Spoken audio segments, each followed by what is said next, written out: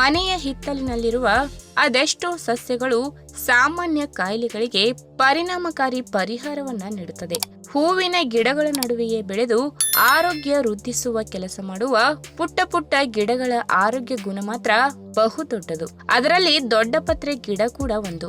ಸಾಮಾನ್ಯವಾಗಿ ಎಲ್ಲರ ಮನೆಯ ಹಿತ್ತಲಿನಲ್ಲಿ ಈ ದೊಡ್ಡಪತ್ರೆ ಗಿಡ ಕಂಡು ಬರುತ್ತದೆ. ಇದನ್ನು ಪುಟ್ಟ ಪಾಟ್ ನಲ್ಲಿಯೂ ಇಟ್ಟು ಬೆಳೆಸಬಹುದಾಗಿದೆ. ಇದನ್ನು ಸಾಂಬಾರ್ ಸೊಪ್ಪು ಅಥವಾ ಅಜ್ವೈನ್ ಗಿಡ ಎಂದು ಕರೆಯುತ್ತಾರೆ.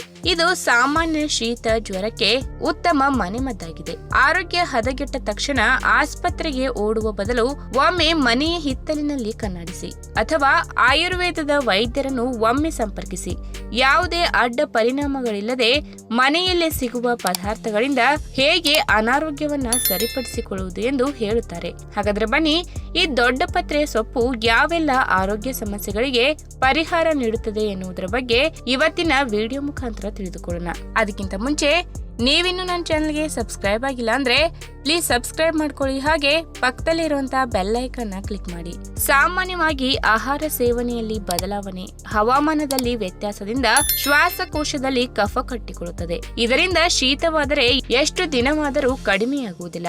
ಇದಕ್ಕೆ ದೊಡ್ಡಪತ್ರೆ ಸೊಪ್ಪು ಉತ್ತಮ ಮನೆಮದ್ದಾಗಿದೆ. ಇನ್ನಂತೂ ಮಾವಿನ ಹಣ್ಣಿನ ಸೀಸನ್ ಆರಂಭವಾಗುತ್ತದೆ. ಹೀಗಾಗಿ ಕಫ ಶೀತ ಸಾಮಾನ್ಯವಾಗಿರುತ್ತದೆ. ಚಿಕ್ಕ ಮಕ್ಕಳಿಗೂ ಕೂಡ ಈ ದೊಡ್ಡಪತ್ರೆ ಸೊಪ್ಪನ್ನ ಔಷಧವಾಗಿ ಬಳಸಬಹುದಾಗಿದೆ. ದೊಡ್ಡಪತ್ರೆ ಸೊಪ್ಪನ್ನ ಕೊಯ್ದು ತಂದು ಬೆಂಕಿಯಲ್ಲಿ ಸುಟ್ಟು ಅದರ ರಸವನ್ನ ತೆಗೆದು ಅದಕ್ಕೆ ಅರ್ಧ ಚಮಚ ಬೆಲ್ಲ ಸೇರಿಸಿ ಕುಡಿದರೆ ಒಂದೇ ದಿನದಲ್ಲಿ ಶೀತ, ಕಟ್ಟಿದ ಮೂಗಿನ ಸಮಸ್ಯೆ ನಿವಾರಣೆಯಾಗುತ್ತದೆ. ದೊಡ್ಡಪತ್ರೆಯ ಸೊಪ್ಪನ್ನ ಬೆಂಕಿಯ ಮೇಲೆ ಇಟ್ಟು ಬಾಡಿಸಿ ನಂತರ ಅದನ್ನು ನೆತ್ತಿಗೆ ಹಾಕಿದರೆ ದೇಹದಲ್ಲಿನ ತಣ್ಣನೆಯ ಅಂಶ ನಿವಾರಣೆಯಾಗಿ ಜ್ವರ, ಶೀತ ಕಡಿಮೆಯಾಗುತ್ತದೆ. ಮಕ್ಕಳಿಗೆ ಇದು ಬೆಸ್ಟ್ ಔಷಧಿಯಾಗಿದೆ.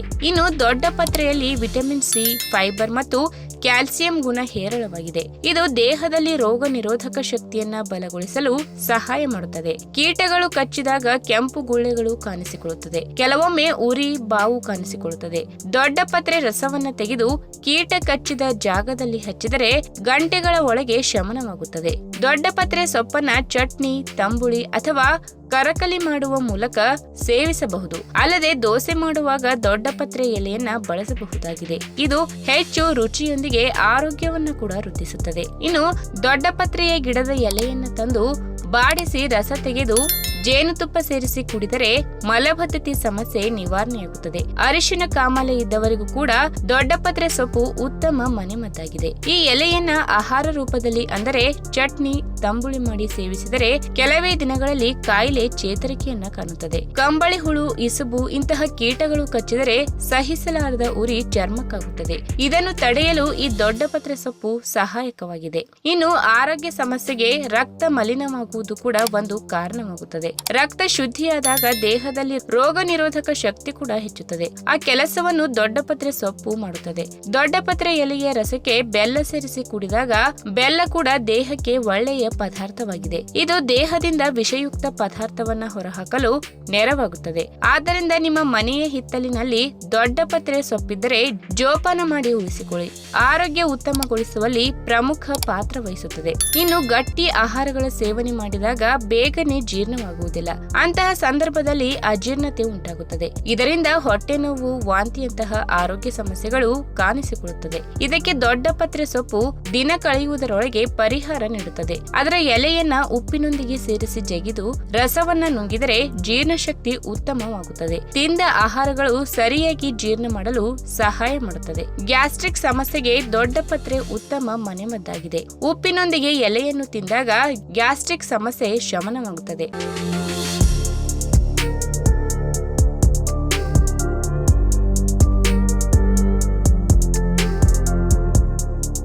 ಹೆಚ್ಚಿನ ಜನರು ಹಣ್ಣಿನ ಮರಗಳು ಮತ್ತು ಸಸ್ಯಗಳನ್ನು ಮಾತ್ರ ಪರಿಗಣಿಸುತ್ತಾರೆ. ನಿಮ್ಮ ಸುತ್ತಲೂ ಇಂತಹ ಸಾವಿರಾರು ಮರಗಳು ಮತ್ತು ಸಸ್ಯಗಳಿವೆ. ಅವು ಫಲ ನೀಡುವುದಿಲ್ಲ, ಆದರೆ ಅವುಗಳ ಎಲೆಗಳು, ಕಾಂಡಗಳು, ಬೇರುಗಳು ಮತ್ತು ಹೂವುಗಳು ಔಷಧೀಯ ಗುಣಗಳಿಂದ ತುಂಬಿರುತ್ತವೆ. ಅಂತಹ ಒಂದು ಸಸ್ಯವೆಂದರೆ ಅದು ನುಗ್ಗೆ ಸೊಪ್ಪು. ಹಾಗಾದ್ರೆ ಈ ನುಗ್ಗೆ ಸೊಪ್ಪಿನ ಆರೋಗ್ಯ ಪ್ರಯೋಜನಗಳ ಬಗ್ಗೆ ಇವತ್ತಿನ ವಿಡಿಯೋ ಮುಖಾಂತರ ತಿಳಿದುಕೊಳ್ಳೋಣ. ಅದಕ್ಕಿಂತ ಮುಂಚೆ ನೀವಿನ್ನು ನನ್ನ ಚಾನಲ್ಗೆ ಸಬ್ಸ್ಕ್ರೈಬ್ ಆಗಿಲ್ಲ ಅಂದ್ರೆ ಪ್ಲೀಸ್ ಸಬ್ಸ್ಕ್ರೈಬ್ ಮಾಡ್ಕೊಳ್ಳಿ. ಹಾಗೆ ಪಕ್ಕದಲ್ಲೇ ಇರುವಂತಹ ಬೆಲ್ ಐಕನ್ ಕ್ಲಿಕ್ ಮಾಡಿ. ನುಗ್ಗೆ ಮರದ ಎಲೆಗಳು ಕೂದಲು ಉದುರುವಿಕೆ, ರಕ್ತಹೀನತೆ, ಸಂಧಿವಾತ, ಥೈರಾಯ್ಡ್, ಅಸ್ತಮಾ, ದುರ್ಬಲ ರೋಗ ನಿರೋಧಕ ಶಕ್ತಿ, ಮಧುಮೇಹ ಸೇರಿದಂತೆ ಎಲ್ಲ ಕಾಯಿಲೆಗಳಿಗೆ ಮತ್ತು ತೂಕವನ್ನ ಕಡಿಮೆ ಮಾಡಲು ಉಪಯುಕ್ತವಾಗಿದೆ. ಆಯುರ್ವೇದದಲ್ಲಿ ಇದನ್ನ ಔಷಧೀಯ ಸಸ್ಯವೆಂದು ಪರಿಗಣಿಸಲಾಗಿದೆ. ಇದನ್ನು ಅನೇಕ ರೋಗಗಳ ಚಿಕಿತ್ಸೆಯಲ್ಲಿ ಬಳಸಲಾಗುತ್ತದೆ. ಅಷ್ಟೇ ಅಲ್ಲದೆ ಈ ಸಸ್ಯವು ಆಂಟಿಬಯೋಟಿಕ್, ನೋವು ನಿವಾರಕ, ಉತ್ಕರ್ಷಣ ನಿರೋಧಕ, ಉರಿಯೂತ, anti cancer, anti diabetic, anti fungal ಮತ್ತು ಅತ್ಯಂತ ಅದ್ಭುತವಾದ ವಿರೋಧಿಯಾಗಿ ಕಾರ್ಯನಿರ್ವಹಿಸುತ್ತದೆ. ಇನ್ನು ನುಗ್ಗೆ ಸೊಪ್ಪಿನ ಎಲೆಗಳನ್ನು ತಿನ್ನುವುದರಿಂದ ಚಯಾಪಚಯವನ್ನ ಸುಧಾರಿಸುತ್ತದೆ. ನಿಮ್ಮ ಸಕ್ಕರೆ ಮಟ್ಟವನ್ನ ನಿಯಂತ್ರಿಸುವುದರ ಜೊತೆಗೆ ಒತ್ತಡ, ಆತಂಕ ಮತ್ತು ಮೂಡ್ ಸ್ವಿಂಗ್ಗಳನ್ನ ಕಡಿಮೆ ಮಾಡುತ್ತದೆ. ಅಷ್ಟೇ ಅಲ್ಲದೆ ಥೈರಾಯ್ಡ್ ಕಾರ್ಯವನ್ನ ಸುಧಾರಿಸುವುದರ ಜೊತೆಗೆ ತಾಯಂದಿರ ಎದೆಹಾಲಿನ ಉತ್ಪಾದನೆಯನ್ನ ಹೆಚ್ಚಿಸುತ್ತದೆ. ಇನ್ನು ಹಿಮೋಗ್ಲೋಬಿನ್ ಅನ್ನ ಸುಧಾರಿಸಲು ನುಗ್ಗೆ ಸೊಪ್ಪು ನಿಮಗೆ ಸಹಾಯ ಮಾಡುತ್ತದೆ. ರಕ್ತದೊತ್ತಡ ಮತ್ತು ಕೊಲೆಸ್ಟ್ರಾಲ್ ಅನ್ನ ಕಡಿಮೆ ಮಾಡುತ್ತದೆ. ಯಕೃತ್ ಮತ್ತು ಮೂತ್ರಪಿಂಡವನ್ನ ನಿರ್ವಿಷಗೊಳಿಸಿ ರಕ್ತವನ್ನ ಶುದ್ಧೀಕರಿಸುತ್ತದೆ ಮತ್ತು ಚರ್ಮ ರೋಗವನ್ನ ನಿವಾರಿಸುತ್ತದೆ. ಇನ್ನು ಈ ಸಸ್ಯದ ಎಲ್ಲಾ ಭಾಗಗಳು ಪ್ರಯೋಜನಕಾರಿ, ಆದರೆ ಅದರ ಎಲೆಗಳು ಹೆಚ್ಚು ಪ್ರಯೋಜನಕಾರಿ. ನೀವು ತಾಜಾ ಎಲೆಗಳ ರಸವನ್ನ ಅಥವಾ ಒಣಗಿದ ಎಲೆಗಳ ಪುಡಿಯನ್ನ ಬಳಸಬಹುದು. ಇದರ ಕಾಳುಗಳನ್ನ ಕುದಿಸಿ ಮತ್ತು ಅದರ ಸೂಪ್ ಕುಡಿಯುವುದರಿಂದ ಸಂಧಿವಾತ, ನೋವು ಮತ್ತು ತೂಕ ನಷ್ಟಕ್ಕೆ ಸಹಾಯ ಮಾಡುತ್ತದೆ. ಇನ್ನು ನುಗ್ಗೆ ಸೊಪ್ಪು ಪ್ರಕೃತಿಯಲ್ಲಿ ಬಿಸಿಯಾಗಿರುತ್ತದೆ. ಆದ್ದರಿಂದ ಉಷ್ಣದ ಸಮಸ್ಯೆಗಳಿಂದ ಬಳಲುತ್ತಿರುವ ಜನರು, ಆಮ್ಲೀಯತೆ, ರಕ್ತಸ್ರಾವ, ಪೈಲ್ಸ್, ಭಾರಿ ಮುಟ್ಟಿನ ಸಮಸ್ಯೆ, ಮೊಡವೆ ಸಮಸ್ಯೆ ಇರುವವರು ಬೇಸಿಗೆಯಲ್ಲಿ ಇದನ್ನ ತಿನ್ನಬಾರದು. ಪಿತ್ತ ಇರುವವರು ಯಾವುದೇ ಚಿಂತೆ ಇಲ್ಲದೆ ಚಳಿಗಾಲದಲ್ಲಿ ಇದನ್ನ ತಿನ್ನಬಹುದು. ಈ ವಿಡಿಯೋ ನಿಮಗೆ ಇಷ್ಟವಾದಲ್ಲಿ ತಪ್ಪದೆ ಲೈಕ್ ಮಾಡಿ, ಶೇರ್ ಮಾಡಿ, ಹಾಗೆ ನಿಮ್ಮ ಅನಿಸಿಕೆನ ಕಮೆಂಟ್ ಮೂಲಕ ತಿಳಿಸಿ.